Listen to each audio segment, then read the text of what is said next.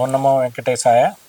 మన ఎస్ఎల్ఎంపిసి పరిధిలో ఉన్నటువంటి క్లాస్ 3 ఎంప్లాయీ సోదరులు ఈ ధర్నాలకి నోటీస్ ఇచ్చి ఉన్నారు. స్ట్రైక్కి 27వ తేదీ నుంచి నిరసన వ్యక్తం చేయడానికి చేస్తున్నట్లుగా ప్యాంప్లెట్స్ డిస్ట్రిబ్యూట్ చేయడం జరిగింది.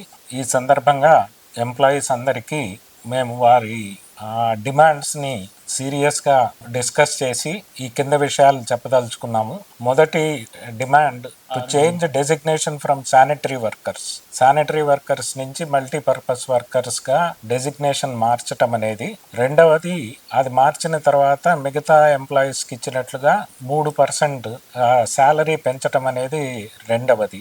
ఈ రెండు విషయాలు కూడా administrative staff college of India వారి కమిటీ యొక్క పరిధిలో ఉన్న అంశము. వారు అందరి స్టేక్ హోల్డర్స్ తోటి కూడా విస్తృతంగా చర్చలు జరిపి ప్రస్తుతం రిపోర్ట్ తయారు చేయడంలో నిమగ్నమై ఉన్నారు. ఆ రిపోర్ట్ వచ్చిన తర్వాతనే వీటికి ఒక శాశ్వత పరిష్కారం అనేది దొరుకుతుంది. ఈ సందర్భంగా మన సిఇఓ ఎస్ఎల్ఎంపిసి గారు, తర్వాత డైరెక్టర్ స్విమ్స్, నేను యాస్కీ కమిటీ యొక్క మెంబర్ శ్రీ చక్రపాణి ఐఏఎస్ గారితో సంప్రదించాము. వారికి మీ ఆందోళన విషయం తెలియజేశాము. అలాగే రిపోర్టును త్వరగా ఇవ్వవలసిందిగా మనందరి తరఫున కూడా ప్రార్థించడం జరిగింది. వారు దీనికి సానుకూలంగా స్పందించారు. ఆ రిపోర్ట్ రాగానే తిరుమల తిరుపతి దేవస్థానం వారితో యాజమాన్యంతో చర్చించి ఈ సమస్యకు ఒక శాశ్వత పరిష్కారాన్ని త్వరలోనే కనుక్కుంటాం. అలాగే మూడవది, ఈ రాస్ ఎంప్లాయీస్ ని అవుట్ సోర్సింగ్ ఏజెన్సీ నుంచి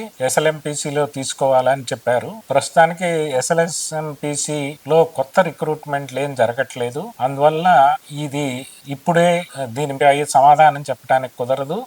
యాస్కీ రిపోర్ట్ వచ్చిన తర్వాత కూడా దీనికి ఒక పరిష్కారం వస్తుంది అని భావిస్తూ ఉన్నాం. ఇంకపోతే మిగతా 3 డిమాండ్స్, ఒక వివిధ కారణాల చేత 6 ఎంప్లాయీస్ ని తీసివేయడం జరిగింది. వాళ్లను రాష్ట్రలో కొత్తగా తీసుకోవడానికి మేము ఆఫర్ ఇచ్చున్నాము. అందులో 2 చేరారు, 4 సుముఖత చూపించలేదు. ఆ 4 కూడా ప్రస్తుతానికి ఈ రాస్ ద్వారా ఉద్యోగంలో చేరి తర్వాత ఈ యాస్కీ రిపోర్ట్ వచ్చాక ఎస్ఎల్ఎంపిసిలో కలపడానికి మళ్ళీ ప్రయత్నం చేయడం జరుగుతుంది. యూనిఫామ్స్ ఇవ్వడం అనేది 5వ డిమాండ్. దీనికి ఒక సానుకూలంగా నిర్ణయం తీసుకున్నాం. ఫైనాన్స్ కమిటీ ఆ బడ్జెట్ అప్రూవల్ చేయగానే వాటిని తప్పకుండా ప్రొవైడ్ చేస్తాం. అలాగే చివరిది, యూనియన్ ఆఫీస్ కోసమని స్పేస్ అడిగి ఉన్నారు. ఇప్పుడు ఈ రీఫర్బిష్మెంట్ వర్క్ జరుగుతున్న కారణంగా స్పేస్ కి చాలా ఇబ్బందులు ఉన్నాయి. ఈ రీఫర్బిష్మెంట్ పూర్తి కాగానే వారికి ఒక ఆఫీస్ ఇవ్వడం జరుగుతుంది. అందువల్ల ఇప్పటి వరకు మీరు ఎంతో ఓపిక పట్టి ఉన్నారు. మరికొన్ని వారాల్లో మనకు ఈ రిపోర్ట్ రావడం ఈ సమస్యకు శాశ్వత పరిష్కారం కనుక్కునే అవకాశం వస్తుంది. అందువల్ల మీరందరూ కూడా మా స్విమ్స్ తరపున, ఎస్ఎల్ఎంపిసి తరపున ఈ నిరసనలకు సమ్మెలకు దిగకుండా, పేషెంట్లకి ఎటువంటి ఇన్కన్వీనియన్స్ కలగకుండా ఉండాలని, మీ శ్రేయస్ కోసం ఎస్ఎల్ఎంపిసి అలాగే స్విమ్స్ యాజమాన్యం కూడా నిరంతరం అదే పని మీద ఉన్నామని మీ అందరికీ తెలియజేస్తూ ఉన్నాం. దయచేసి సమ్మెకు పోకుండా, రోగులకు ఎటువంటి ఇబ్బంది కలగకుండా చూడాలని మేమందరం కూడా మీకు సవినయంగా ప్రార్థిస్తూ ఉన్నాం. ఓం నమో వెంకటేశాయ. మీ అందరికీ నా నమస్కారాలు. నేను చీఫ్ ఎగ్జిక్యూటివ్ ఆఫీసర్ ఎస్ఎల్ఎంపిసి వెంకటేశ్వరరావు మాట్లాడుతున్నాను. సో నిన్న సాయంత్రం మనకి ప్యాంప్లెట్ చూడడం జరిగింది. దీన్ని గురించి నేను సార్తో ఈరోజు డిస్కస్ చేయడం జరిగింది. దీంట్లో మనకి ముఖ్యంగా రోగుల యొక్క వాళ్ళకి ఇబ్బందులు కలగకుండా చూసుకోవాల్సిన బాధ్యత మా మీద ఎంత ఉందో మీ మీద కూడా అంతే ఉంటుంది. సో మన సంస్థకి అప్రతిష్టలు లేకుండా ఉండాలని మీకు విజ్ఞప్తి చేస్తున్నాము. తర్వాత మీరు ఇంతకుముందు ఇచ్చినటువంటి 22వ జనవరి నుంచి సమ్మెకు వెళతామని నోటీస్ ఇచ్చారు. అందులో మీరు ఒక 6 పాయింట్లు చెప్పడం జరిగింది.